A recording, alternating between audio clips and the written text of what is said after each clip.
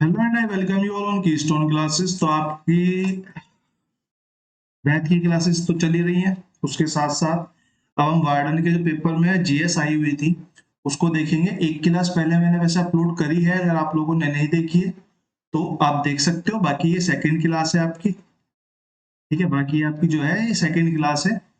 और दीजिए, हाँ जी।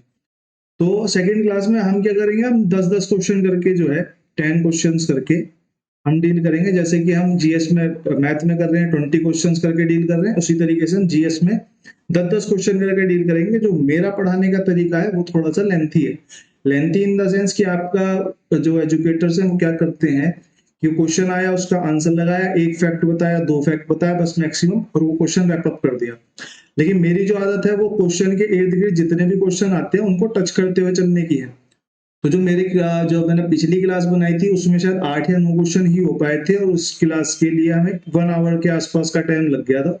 तो टाइम थोड़ा टेकिंग होगा, लेकिन हाँ वर्थ इट होगा, इस बात की गारंटी मैं आपको दे सकता हूँ। ठीक है, क्वेश्चन नंबर 1 देख लेते हैं। जैसे कि ये क्वेश्चन ना वार्डन के पेपर में बहुत ज्यादा रिपीट हुआ, उससे पहले भी पेपर्स में काफी रिपीट हुआ था। ठीक है, तो राष्ट्रीय सिंधी भाषा संवर्धन परिषद NCPLSL NCPSL, ठीक है, NCPSL का मुख्यालय भारत के किस शहर में? ठीक है, इस तरह की दो परिषद जो है वो इंडिया में बनी है। ठीक है, एक NCPSL है और एक है NCPUL। एक है NCPUL। यू से क्या स्टैंड करता है, यहाँ पे जो एस से स्टैंड कर रहा है वो क्या स्टैंड कर रहा है, वो सिंधी स्टैंड कर रहा है। तो यहाँ पे जो यू से स्टैंड कर रहा है वो उर्दू है। यानी कि बाकी सब चीजें सेम है कि राष्ट्रीय उर्दू भाषा संवर्धन परिषद।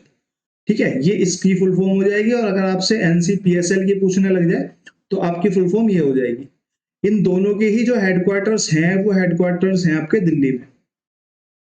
हेडक्वार्टर जो है वो आपके दिल्ली में है। अब एग्जैक्ट लोकेशन तो आपसे पूछने से रहा, लेकिन आपसे ये पूछ सकता है कि NCPSL की जो स्टैब्लिशमेंट हुई थी वो कौन से ईयर में हुई थी। तो इसकी जो स्टैब्लिशमेंट हुई थी, जो क्वेश्चन है हमारा, इसकी स्टैब्लिशमेंट जो है वो 1996 में हुई थी। वहीं मैं उर्दू वाले की बात करूं तो इसकी स्टैब्लिशमेंट जो है वो आपकी 1999 में हुई है। ठीक है, एग्जैक्ट तो नहीं पूछेगा डेट, बहुत मुश्किल है वैसे तो, क्वेश्चन भी बहुत मुश्किल आता है, लेकिन फिर भी मैंने इसके इर्द गिर्द के 3 क्वेश्चन आपको बता दिए। ठीक है, और क्वेश्चन नंबर 2 के आसपास चलते हैं। क्वेश्चन नंबर 2 हमारा क्या कह रहा है, सिंधे खबाब बसंत महोत्सव निम्नलिखित में से किस नदी के तट पर मनाया जाता है? सिंधे खबाब, जैसे कि आपको नाम से थोड़ा थोड़ा सा अंदाजा लग रहा होगा, सिंधे यानी कि हम यहाँ पे सिंधु सिंधु नदी को रिप्रेजेंट कर सकते हैं सिंधे से। तो आप इसे ऐसे याद कर सकते हो, सिंधे सिंधु। तो इस तरीके से अगर आप याद करोगे तो आपको याद हो जाएगा। अब सिंधे कबाब जो सिंधु नदी के तट पे बनाया जाता है, एक्चुअल में बनाया जाता है लेह और लद्दाख के क्षेत्र में। लेह और लद्दाख के क्षेत्र में फर्दर आपसे ये क्वेश्चन पूछा जा सकता है। अब जो ये सिंधे कबाब बसंत महोत्सव है, इसका जो पहले नाम था, या मैं बोलूं इसका पुराना जो नाम था, वो उसका नाम था सिंधु दर्शन। लेकिन क्योंकि लेह लद्दाख के आसपास की जो भाषा है वो अफगानी और उर्दू की मिक्स है, ठीक है, तो इसका नाम जो बदल के है वो सिंधे खबाब, जम्मू कश्मीर की एडमिनिस्ट्रेशन ने बाद में इसका नाम बदल के सिंधे खबाब रख दिया था। ठीक है, लेह लद्दाख के क्षेत्र में बनाया जाता है। और ये जो महोत्सव है ये हमारा गुरु पूर्णिमा के दिन स्टार्ट होता है। ठीक है, गुरु पूर्णिमा के दिन स्टार्ट होता है। गुरु पूर्णिमा के दिन स्टार्ट होता है और 3 डेज तक चलता है। बस इससे ज्यादा इस महोत्सव के बारे में कुछ पढ़ने की जरूरत है नहीं। इस अगर कोई क्वेश्चन आगे भी बनना होगा तो इन 2-3 जो चीजें हैं वो इनसे बन जाएगा। अगला क्वेश्चन देखते हैं। अगला क्वेश्चन हमारा क्या कह रहा है, भारतीय उपमहाद्वीप में गिद्ध निम्नलिखित में से किससे उपचारित पशुओं के अपमार्जन करने के बाद किडनी खराब होने से मर रहे हैं? उपचारित पशुओं का अपमार्जन करने से मतलब क्या, गिद्ध जो होते हैं वो मरे हुए जानवर की जो बॉडी होती है उसको अपमार्जित करते हैं। अपमार्जित का मतलब कि वो खा के उसे खत्म करते हैं। जैसे कि पहले हमारे यहाँ पे भैंस गाय कोई मर जाती थी, अगर आप उसे रोड पे छोड़ दोगे या बूचड़ खाने के आसपास छोड़ दोगे तो वहां पे बहुत सारे गिद्ध इकट्ठे हो जाएंगे मुश्किल से मुश्किल 1 घंटे में, और उसे मुश्किल से मुश्किल गिद्ध जो है 1 दिन के अंदर खा खू के उसे निपटा देते हैं। फिर वो हड्डी वड्डी बचती है, उसे फिर बैक्टीरिया आते हैं, वो बैक्टीरिया निपटा देते हैं। ठीक है, तो अपमार्जित करते थे गिद्ध। अब आपको दिल्ली के क्षेत्र के आसपास या जितने भी शहरी क्षेत्र हैं उसके आसपास गिद्ध नहीं मिलेंगे। क्यों नहीं मिलेंगे? क्योंकि जो हमारे घर के जानवर थे, जो हमारी गाय भैंस हुआ करती थी, हम उन्हें एक तरह की दवाई देते थे। क्या थी वो? डी क्लेफोनेक वो दवाई का नाम था, जिसकी वजह से क्या होता था, उनके शरीर में क्लेफोनेक जो है दवाई होती थी, जिससे उसे गिद्ध खाते थे और गिद्ध खाने के बाद उनकी हो जाती थी किडनी फेल, जिसकी वजह से वो मर जाते थे। अब उनकी जनसंख्या इतनी कम हो चुकी है, आपको गिद्ध ही नहीं मिलेंगे। मेरे को ऐसा लगता है जो 2000 के आसपास के बोर्न है उनको तो शायद गिद्ध उन्होंने देखे ही ना, वो चील और गिद्ध को एक जैसे ही ना समझ लेते हो। ठीक है, तो गिद्ध की जनसंख्या इतनी कम हो चुकी है, अब आपको नहीं देखने को मिलते। बाकी इसमें जो बाकी तीनों नाम है उसमें से हम पेनिसिलिन को पढ़ लेते हैं, क्योंकि पेनिसिलिन बहुत ज्यादा आता है। तो पेनिसिलिन एक तरह का एंटीबायोटिक है, हमारा एंटीबायोटिक है। ठीक है, और इसकी जो खोज करी थी वो हमारी अलेक्जेंडर फ्लेमिंग ने करी थी, अलेक्जेंडर फ्लेमिंग। ठीक है, बहुत फ्रीक्वेंट क्वेश्चन आता है आपका बायो में से, अलेक्जेंडर फ्लेमिंग। ठीक है, और अगर आपसे सन पूछने लग जाए तो वो होगा 1928।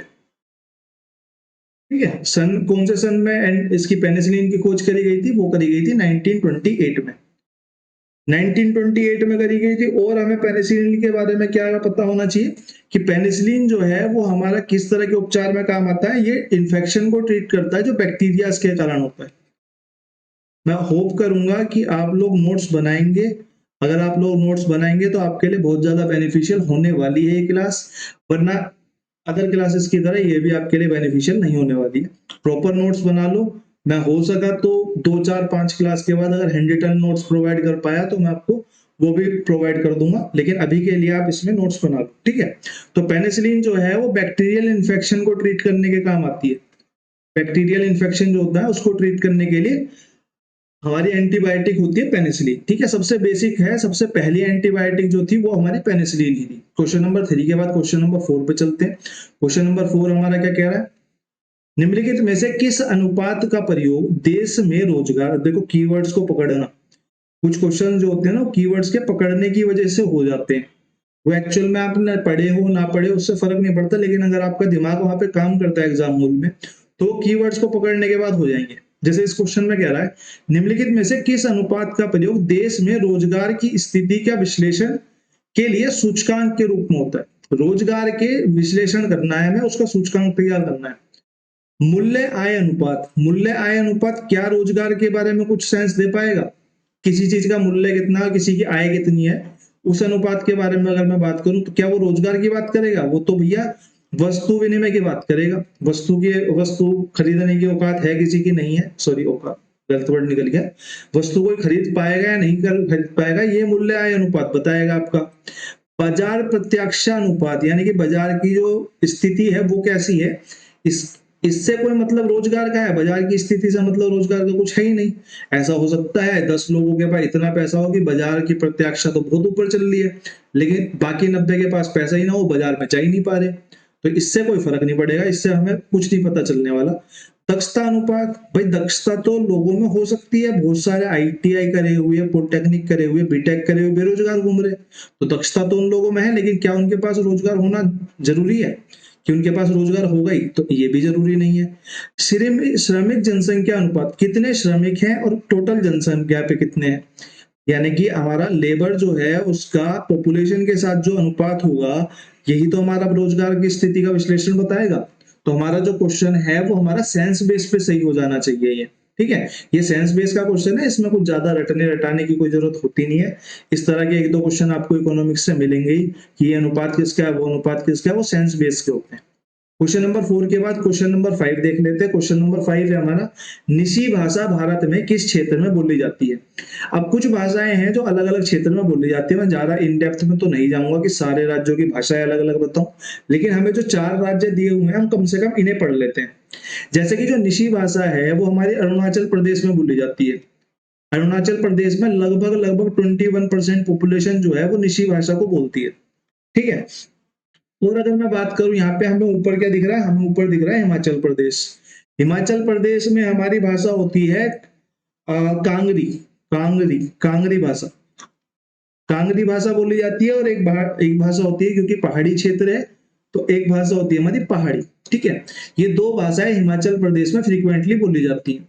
ठीक है, अगर मैं त्रिपुरा की बात करूं, त्रिपुरा में एक भाषा बोली जाती है जिसको हम त्रिपुरी कहते हैं,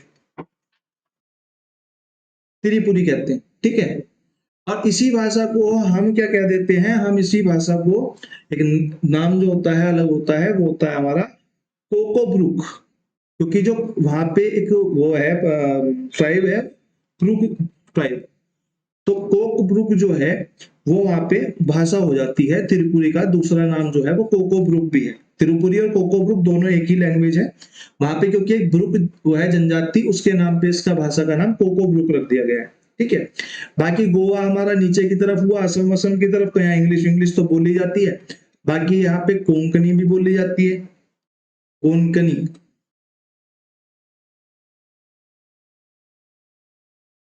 कोंकणी बोली जाती है। और महाराष्ट्र के आसपास है तो यहाँ पे बहुत अच्छी खासी डिमांड है मराठी भाषा की भी। ठीक है, ये कुछ भाषाएं हैं जो आपकी इन स्टेट्स में बोली जाती हैं। इसमें कोकोब्रुक, त्रिपुरी और आपका कांगरी पहाड़ी और आपका अरुणाचल प्रदेश की निशी। बाकी यहाँ पे नॉर्मल लैंग्वेज है हिंदी इंग्लिश वाली। गोवा में कोंकणी और मराठी, ये सारी आपकी जो है वो मेन हो जाती है आगे के लिए।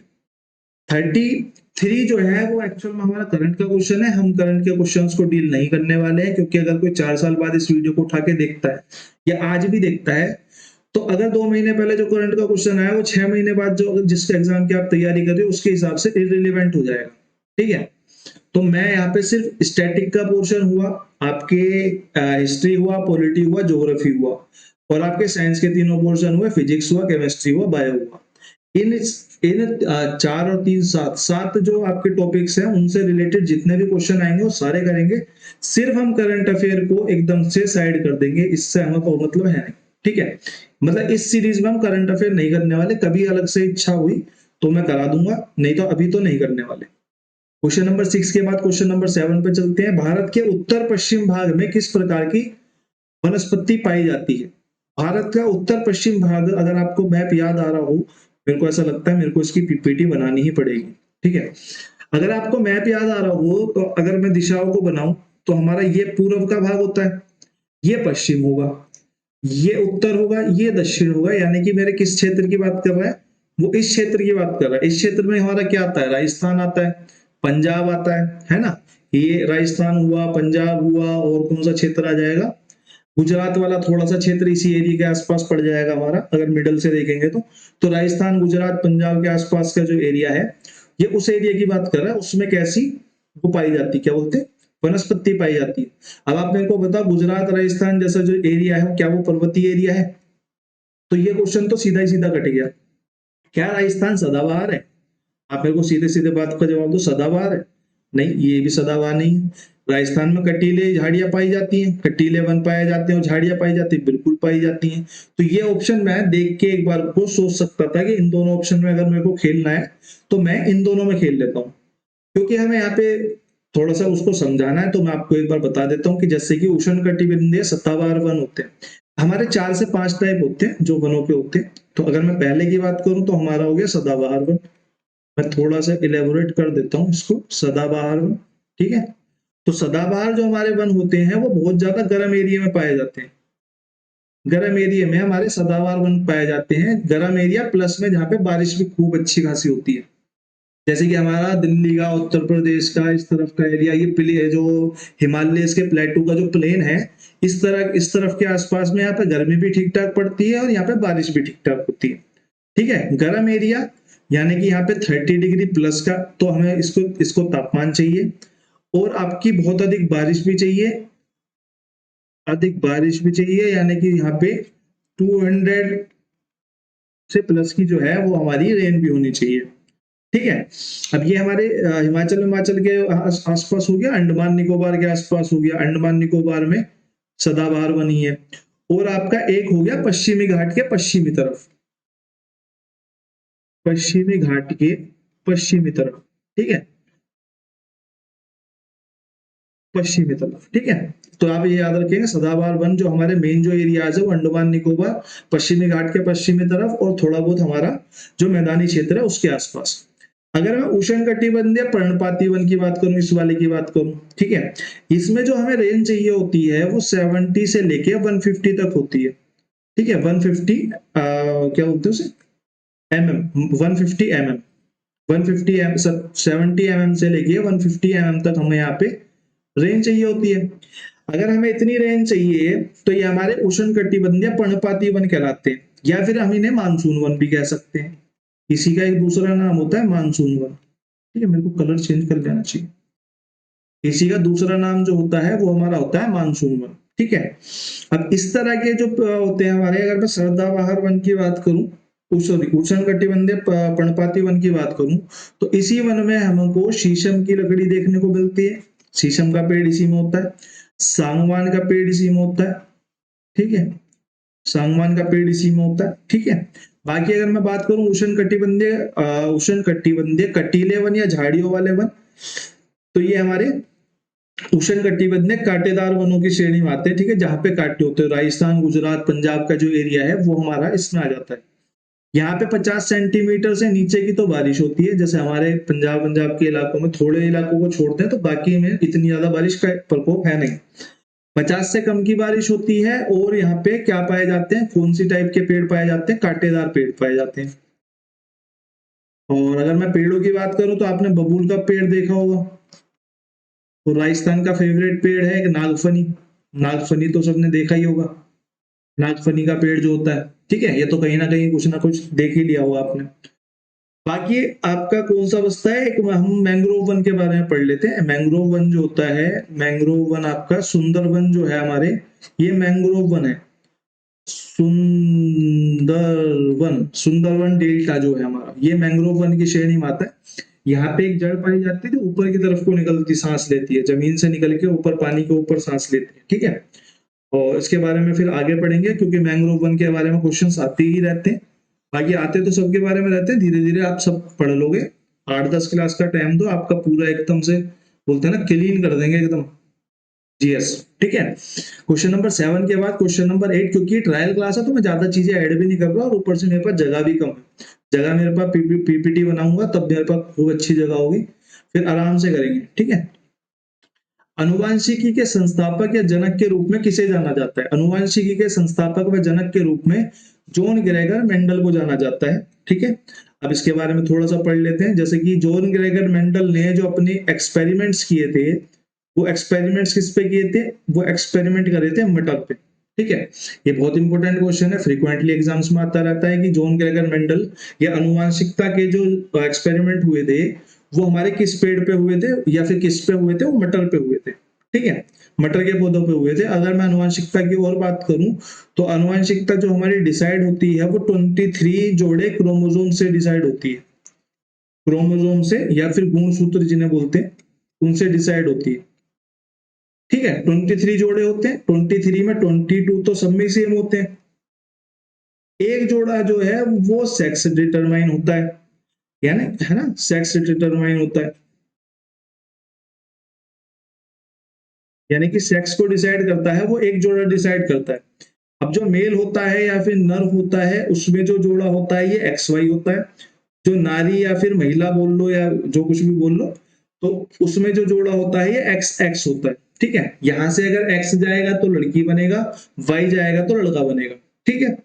और अगर मैं बात करूं अनुवांशिकता के कारण या फिर इस गुण क्या बोलते हैं इसे, अनुवांशिकता गुण, नाम भूल गया,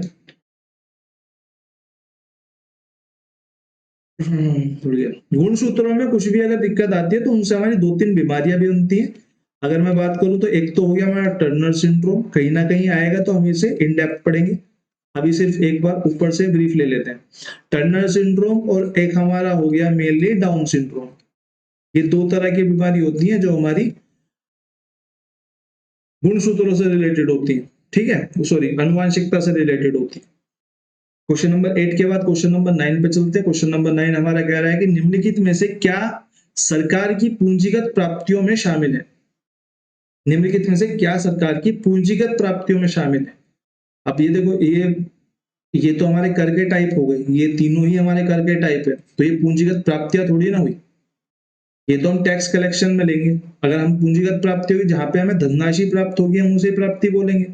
तो ऋणों के रूप में या संपत्ति बेचने पर जो प्राप्त हुआ है वो हमारी पूंजीगत प्राप्ति होती है। सिंपल सा क्वेश्चन है, बस पढ़ने की देर है, क्योंकि ये तीनों ही शुल्क है, ये भी कर है, ये भी कर है, ये भी कर है। तो वैसे भी थ्री में से एक और हो गया तो वैसे भी वो करेक्ट हो जाता है। ठीक है, क्वेश्चन नंबर 9 के बाद क्वेश्चन नंबर 10 देख लेते हैं। मोस व लिचन किस वनस्पति क्षेत्र का भाग है? देखो फिर से आ गया वही क्वेश्चन, उसी टाइप का, जो वनो वनस्पति से संबंधित। तो हम यहाँ पे एक और देख लेंगे फिर, है ना। ऊपर क्या हमने मैंग्रोव थोड़ा सा पढ़ा था, मैंग्रोव के बारे में और जान लेंगे। मोस और लिचन जो है वो आपकी टुंडा प्रदेश में पाई जाती है। ये बर्फ के ऊपर जो काई जम जाती है ना, उस टाइप की चीज होती है। जैसे बर्फ के ऊपर, जहां हमारे पानी के ऊपर काई जमती है, वहां पे बर्फ के ऊपर जमती है, उसे हम लिचन कहते हैं। ठीक है, मोस कहते हैं, या फिर यानी कि वो बर्फीले क्षेत्रों की घास बोल सकते हैं आप उसे, है ना। तो अगर मैं मैंग्रोव वन देख लेता हूँ इसमें थोड़ा सा, और टुंडा प्रदेश आपको पता होना चाहिए, अंटार्कटिका क्षेत्र या फिर बर्फीले जो पूरी तरीके से बर्फ से ढके हुए क्षेत्र है, उस तरीके के क्षेत्रों में होता है। अगर मैं मैंग्रोव वन को और देखूं तो मैंग्रोव वन जो होते हैं वो हमारी दलदली भूमि पे होते हैं। हमने पीछे पढ़ा था कि सुंदरवन जो है वो मैंग्रोव वन है। सुंदरवन हमारा मैंग्रोव वन है। और क्या बात कर रहे हैं, सुंदरवन हमारा मैंग्रोव वन है।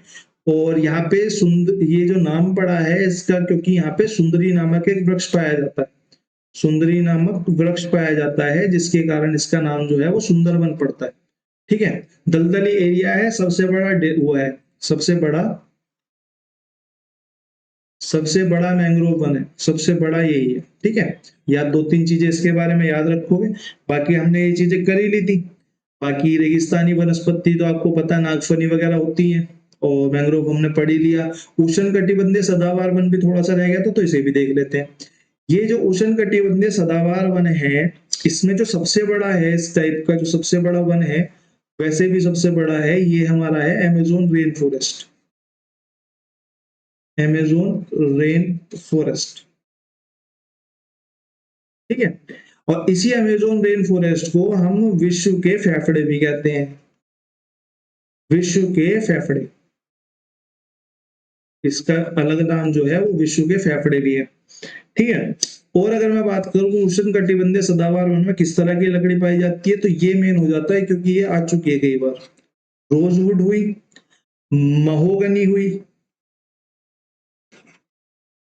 महोगनी हुई और आपका सिनकोना हुआ, सिनकोना का पेड़ हुआ। ठीक है, सिनकोना और रोजवुड तो काफी आ चुके हैं, महोगनी भी 1-2 बार आ ही चुका है। ठीक है, बाकी आपको आज 10 क्वेश्चन यही रैप अप करते हैं। आप लोगों को क्लास कैसी लगेगी एक बार कमेंट सेक्शन में मेरे को बता देना।